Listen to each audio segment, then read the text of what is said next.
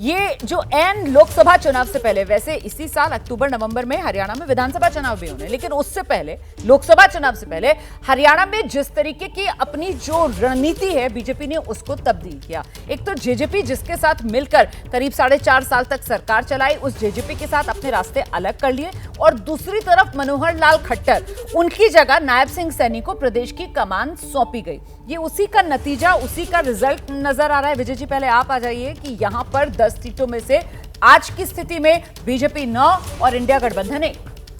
देखिए, हरियाणा में भारतीय जनता पार्टी का वोट बैंक काफ़ी मजबूत अब हो गया है। पहले हरियाणा जो है बीजेपी की स्टेट नहीं मानी जाती थी, वो कांग्रेस की स्टेट थी या फिर आईएनएलडी उस तरह से वहाँ पर दिखती थी। लेकिन पिछले 10 साल में भारतीय जनता पार्टी ने वहाँ मजबूत काम किया और उसी वजह से आपको दिखाई दे रहा है कि 10 सीटों पर काम हुआ। लेकिन एंटी इनकम्बेंसी मनोहर लाल खट्टर साहब के खिलाफ काफ़ी ज़्यादा थी वहाँ पर, और इसीलिए सरकार के बदलने में, मुख्यमंत्री को बदलने का फैसला हाईकमान ने किया और नायब सिंह को वहाँ पर बनाया, ओबीसी चीफ मिनिस्टर बनाए। ओबीसी वोट भी वहाँ पर बहुत ज़्यादा है, जिसका असर वहाँ पर दिखाई दे सकता है, उसका फ़ायदा हो सकता है। जिन 3 सीटों का आप जिक्र कर रहे हैं, रोहतक सीट तो हुड्डा साहब की सीट मानी जाती रही है। पिछली बार भी दीपेंद्र हुड्डा 6-7 हज़ार वोटों से वहाँ पर हारे थे, तो वो मजबूत मुकाबला वहाँ पर था। सिरसा में जो है भारतीय जनता पार्टी जो अपने सिटिंग एमपी थी उनको बदल दिया, अशोक तंवर को वहाँ पर मौका दे दिया। सुनीता दुग्गल को जो थी वहाँ पर भारतीय जनता पार्टी की थी, उनके खिलाफ भी वहाँ पर एंटी इनकम्बेंसी थी, और अशोक तंवर जिनको हराया था सुनीता दुग्गल ने, उनको ही वहाँ पर उन्होंने पार्टी में आने के बाद ले लिया।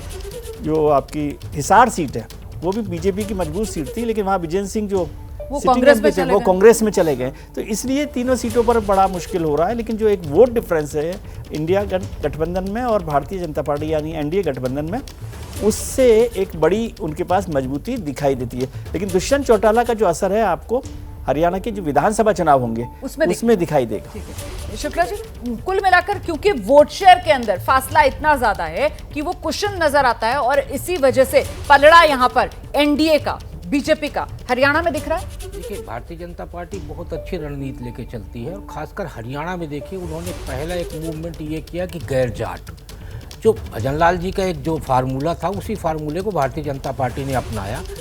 दूसरा उसका फार्मूला था कि आपके पास जीत का वोट हो और हम अपना वोट आपको दे देंगे। वो पार्टी, किस पार्टी से आप आ रहे हैं वो महत्वपूर्ण नहीं था। उसी के चलते बीरेन्द्र सिंह जी को पहले राज्यसभा दिया गया और फिर उनके बेटे को लोकसभा का टिकट दे दिया गया।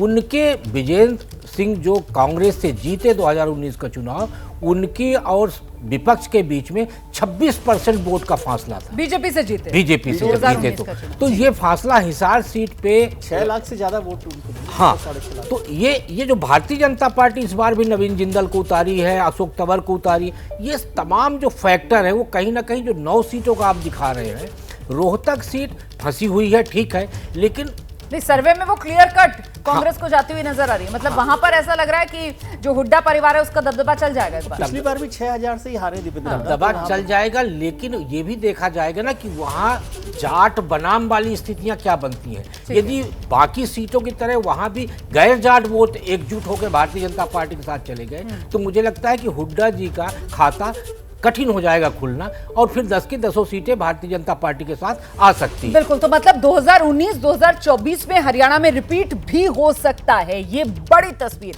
हरियाणा की सियासत से उभरकर सामने आ रही है। था और वो उनकी जगह शालू जिंदल जो उनकी पत्नी है, उनको टिकट देने का लग रहा था, क्योंकि था कि जो दागी उनको एक उम्मीदवार के तौर पर ये चर्चा ना हो, लेकिन फाइनली फिर नवीन जिंदल को पार्टी ने टिकट दिया।